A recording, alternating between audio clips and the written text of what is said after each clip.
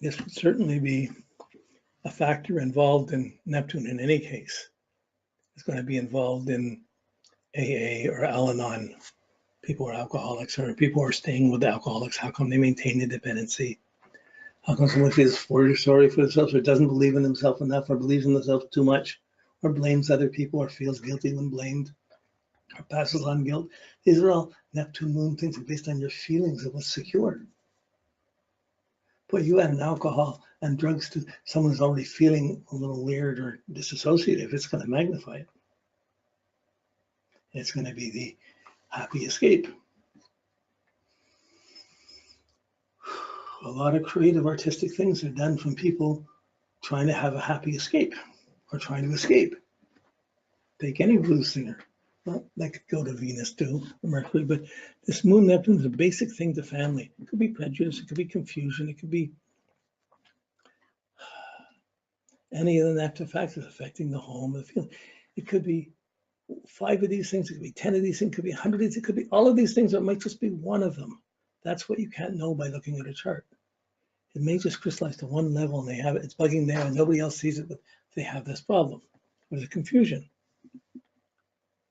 So it's not something you plan on, something you ask questions about and you look at and you wonder, ask about home, where you came from, family, are you in touch with family, home, do you have kids, and then you're married, what are you doing?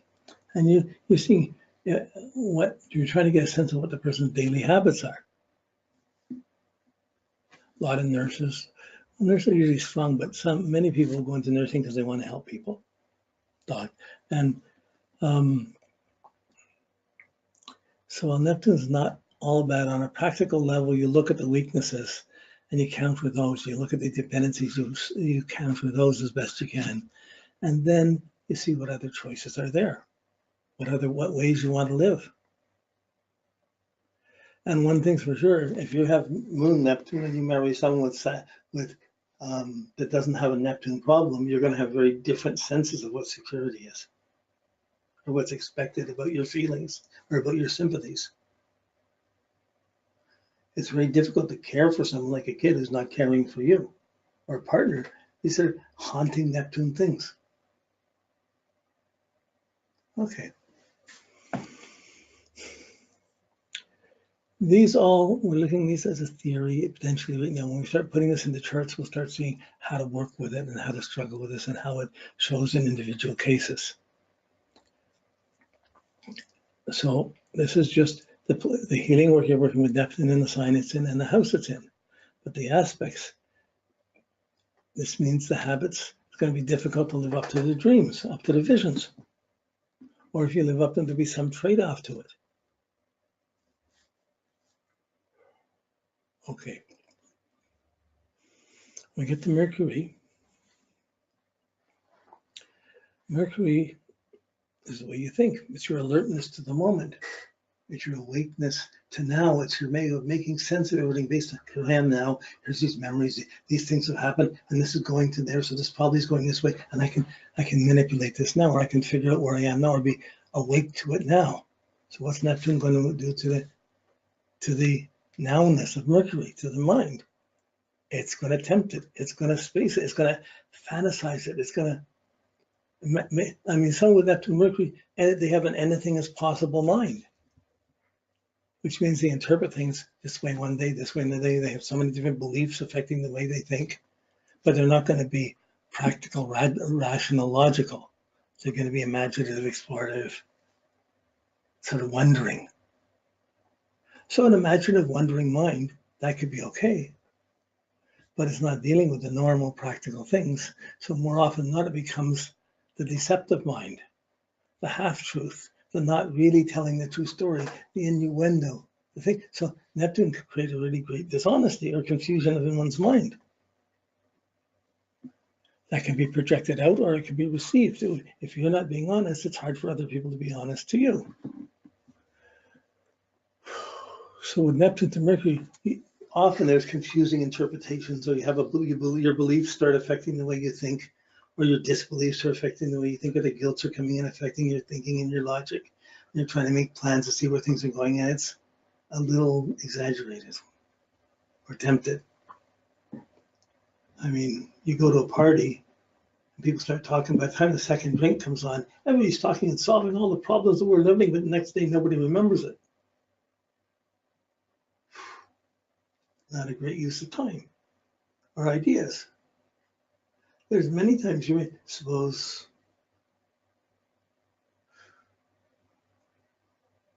you have a friend that you're interested in, you're a teenager, and your parents don't want you to see anyone. It's hard to be honest. It's hard to think clearly, hard to concentrate, hard to study. But the same factor can bring out a very great imagination, but it's not going to come because of the normal school situation. Like you'll never find a great poet coming out of university. They have a great manipulation of words, but they don't have the soul of someone who's come off the streets and only knows a few words, but still can express their sorrows and their emotions and be very alive. I guess you'd say that was there in that Bob Dylan was given the Nobel Prize for Literature, the singer-songwriter, anti-system, but his words were so picturesque. They had the vision. So Mercury Neptune has these visions, has these ideas, but it's designing, it's visionary, but it's not practical. It's hard to live up to them. And it's hard to even find other people who believe in them. Or sometimes you find you're in a cult and everybody believes in the same thing, you're thinking that way. But there's a need to have honesty. For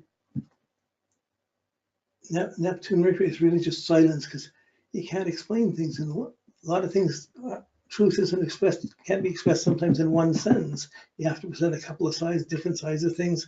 So it's one where there's not clear, or there's mystical or dramatic or gullible thinking. You don't know if you're putting it out or it's coming in, but the potential is there for it. And if that potential doesn't get set in motion in your early life, that's a big plus.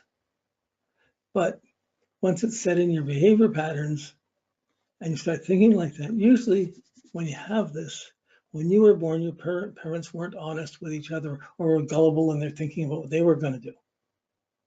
And you come in with that, it moves on. And the next kid they have, they may not have the same factors. They may not have that factor. And the second kid may not have the same, the confusion of thinking. Or it may go across, everybody in the family may have it in some way or another. If you're born in a storm and you want to explain the storm of where you're coming from, most people don't want to know about the storm. Be quiet, let it go. Be in the now, and talk about kind or good things, how to be helpful. So when you try to help, that helpfulness, that compassionateness of Neptune can sometimes guide the Mercury to be dedicated to a cause or an art form or a belief in something. And it could be a good thing, but even then there's going to be some trade-offs around it. So how do you keep it simple? So when you have Neptune weak in your mind is not your strong suit, unless you're the poet or the radical artist. But even then, it's not going to be the normal structure.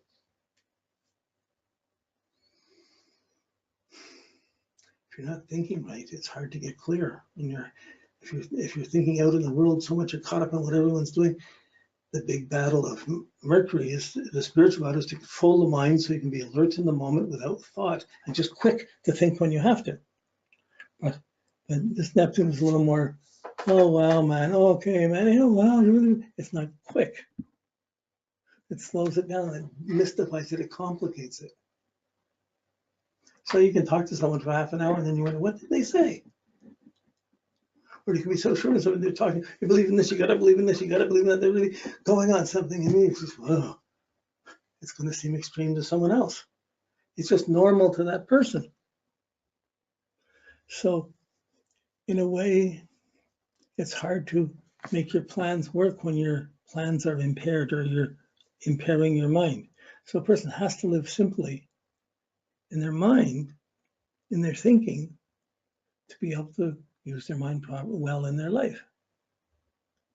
So any kind of poor literacy, poor speech impediment, like each of the outer planets could be tied in with speech impediments in different ways. Nervous ones, this would be lazy ones, or slothful ones, or abstract ones where a person's not recognizing the boundaries are where other people are, are they too enthusiastic, assuming everything goes this way and it's not always that way. It's hard to retain impressions. It's hard to defend against wrong thoughts, but it's hard to defend against them. It's hard to defend against them. It's hard to be disciplined in your own thinking. So you learn to let this element be, and you don't make it usually the strong element in your life. You learn to be, and you do things, or you set up your security. You don't rely so much on your thinking and being smarter than everyone else. Usually, you're generally, everyone will go through a phase of belief and disbelief affecting their thinking. But it's going to have trouble concentrating in exams. Now, a kid could have this, still get through their school and pass their exams. But usually, if you're cramming at the last moment, it'll mess it up. And exams are not usually in really nice environments, usually in stark environments. But it's easily influenced, and it easily influences other people. It has subtle innuendos. It's not a direct, clear thinker.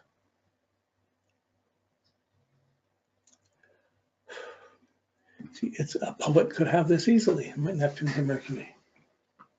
But you wouldn't wish anyone a poet's mind, because it involves a lot of sorrow, a lot of different perspective, a lot of searching, a lot of guilt and sorrow that pushes one to write about things. Or some people may never talk about it. They just don't talk. They won't explain themselves. Some people are always explaining themselves. So Neptune can go too much, too little. But something's there. And yet you get a kid that has it, you're trying to say, well, how are we going to get around that? Then you work to put a basic discipline there, so they have the basic habits. They have to do their homework. They have to concentrate. You got to get them off the computer. You got to do your homework before you can get that hour on a laptop or whatever. It has to be disciplined, but often if you have that, the parents will have it explain themselves and they wouldn't be disciplining it that much. So it gets hard to think for yourself. You get into mental dependencies.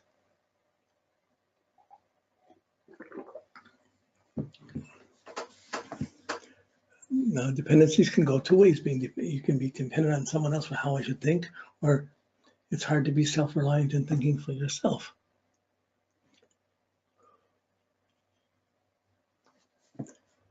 Neptune is always from outside of the realms of Saturn. It's just, you can do everything right. You have a perfect neighborhood, nice thing, but suddenly a kid down the street has a problem family and is a little bit weirded out, and they become friends with your kid. And by teenagers, you don't even know it, and it's already changed from the innocence of what you brought them up in, or seeming innocence. Now to remember, we don't get here because our parents are saints. We get here because our parents were not saints, and they had a baby, and they got us, and we came in, and this is what our soul came in to deal with. And at the moment we're born, we are the answer to the universe, in time and in space. We are it.